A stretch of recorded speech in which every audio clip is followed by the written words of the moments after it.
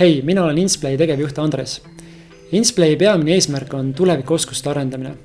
Enne Insplayt töötasin ma üle 10 aasta ühes maailma juhtivas tehnoloogiaettevõttes Microsoft. Millised on peamised tulevikuoskused, mida maailma parimad ettevõtted nagu näiteks Microsoft, Apple, Tesla või Google oma tulevastelt tiimiliikmetelt ootavad? Lühidalt peavad tänased õpilased ja noored olema tulevikus masinatest ja robotitest paremad. Me ei pea mitte kunagi suutma joosta kiiremini kui Tuule või Bolti tõuks või teha asju täpsemalt kui robot. Aga me peame suutma elektritõukse ja roboteid ise luua ja neid enda kasuks tööle panema. Ja peamised tulevikuoskused on need, milles inimesed saavad olla arvutites paremad ja masinates paremad. Näiteks loovus, koostöö, oskus suhelda, teineteise mõistmine ja emotsionaalne intelligentsus.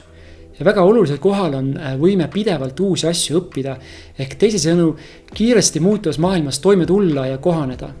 Üks väga hea võimalus puutuda mängulisel moel robootikaga kokku ja näha üldse, kuhu tehnoloogia maailm areneb, on Robotex. Ja me oleme Insplayga juba mitmeid aastaid olnud Robotexi toetaja ja koostööpartner ja ka tänavu oleme seal kohal oma standiga ja korraldame väljakutseid ägedatele auhindadele. Nii et kohtume juba novembri lõpus Saku Suurhallis Robotexil.